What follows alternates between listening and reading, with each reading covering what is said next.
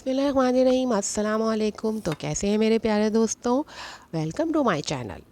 आई hope कि आप लोग सब मज़े में होंगे और अच्छी तरह से वक्त गुजार रहे होंगे अपना। आज मेरे किचन में बन रहे हैं बैगन आलू की सब्ज़ी।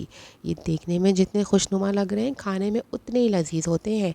इनको बनाने की तरकीब, इनके न्यूट्रिशन वैल्यू मैं आपको बताऊँगी इस वीडियो में। तो आइए जी रेसिपी की तरफ। इसके लिए जो सामान हमें दरकार होगा वो ये है: आधा किलो टमाटर, 1 किलो प्याज, लहसुन, अदरक, बैगन, आलू। बैगन मैंने आधा किलो लिए हैं और आलू मेरे 3 अदद थे। लहसुन अदरक मैंने ज़्यादा लिया है, इसको मैं काट के पेस्ट बना के बोतल में भर के रख लूँगी। और बैगन काटने के बाद इनको फ़ौरी तौर पे पानी में डाल दें, क्योंकि इसके अंदर आयरन ज़्यादा होता है तो ये काले पड़ जाते हैं। इसी तरह से आलू भी छिलका ना उतारें, नए आलू आए हुए हैं उनको खुरच के ऐसे ही धो के आप पानी में डिप करके रखें। और अब मैं यहाँ पर आ रही हूँ अदरक छीलने की तरफ।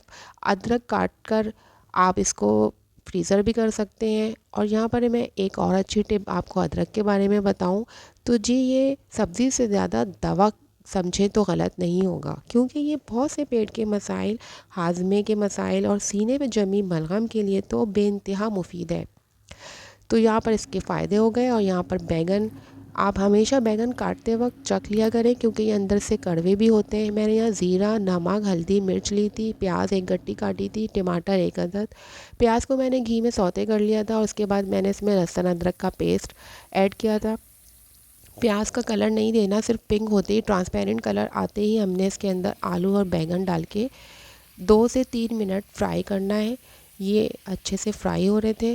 फ्राई करते करते मैं आपको इसकी न्यूट्रिशन वैल्यू अगर बैगन की बताऊं, तो जो लोग बैगनों को पसंद नहीं करते वो इसके फ़ायदे सुन के तो इसे खाने पे मजबूर हो ही जाएंगे, क्योंकि बैगन के अंदर होता है बहुत ज़्यादा फाइबर। और ये शुगर भी नहीं बढ़ाता, तो शुगर के पेशेंट भी इसको आराम से ले सकते हैं बग़ैर आलू के। इसका बैगन का भुर्ता भी बना सकते हैं। यहाँ पर मैंने टमाटर और 2 कटी हुई हरी मिर्चें इसके अंदर ऐड कर दी थी। और ये मैं 2 से 3 मिनट इसको फ्राई कर रही थी। और इसके अंदर मैंने वही मसाले, नमक, मिर्च, हल्दी, आप अपने हिसाब से मिर्च और नमक ऐड कर सकते हैं, वो मैंने डाल दिया था। और ये पकने के प्रोसेस में थे। 2 से 3 प्याली मैंने इसमें पानी ऐड किया था। और मैं इसको ढक के 5-10 मिनट पकने दूंगी, क्योंकि बैगन थोड़े से हार्ड होते हैं और इसमें थोड़ा टाइम लगता है। आप देख रहे होंगे मैंने यहाँ पर बैगन की डंडियाँ नहीं निकाली, क्योंकि इनकी डंडियों के अंदर बहुत अच्छा टेस्ट होता है, इसको ना फेंकें आप। और मैंने यहाँ पर रख दिया था इसको पकने के लिए ढक के। 5 मिनट के बाद मैंने जब ढक्कन हटाया, 10-15 मिनट में ये बैगन देखिए मेरे इस तरह से सालन बन रहा था। ये भुनी हुई सब्ज़ी होगी ज़्यादा। इसमें ग्रेवी अगर आप चाहें तो रख भी सकते हैं, टमाटर ऐड करके ज़्यादा कर लेंगे तो ग्रेवी ज़्यादा बढ़ जाएगी। ये बहुत मज़े के और टेस्टी बने थे और खाने में भी बहुत अच्छे थे। इसको आप चावल के साथ भी खा सकते हैं और आप रोटी के साथ भी खा सकते हैं, लेकिन ये बहुत फ़ायदेमंद होते हैं और इनको लेना चाहिए। इसका भुर्ता और सलाद या पकौड़े में भी बैगन को यूज़ करना चाहिए। बिना ऑयल के बनाएं। बैगन के अंदर विटामिन सी और आयरन बहुत ज़्यादा होता है।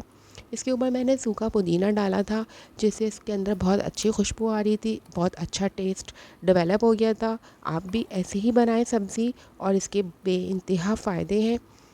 मैं आपके लिए यहाँ पर बहुत अच्छी अच्छी सी चीज़ें लेकर आती हूँ, उनकी न्यूट्रिशन वैल्यू भी आपसे शेयर करती हूँ, उनको पकाने के तरीके भी। आपको मेरी वीडियो अगर अच्छी लगती हो तो इसको अपनी फ्रेंड्स, फैमिली में ज़रूर शेयर किया करें, ताकि मेरी मेहनत आगे तक पहुँचे और लोग मुझे ज़्यादा से ज़्यादा अप्रिशिएट करें। आप मेरी नेक्स्ट वीडियो तक के लिए मुझे इजाज़त दीजिए और अपनी दुआओं में याद रखिएगा। अल्लाह हाफ़िज़।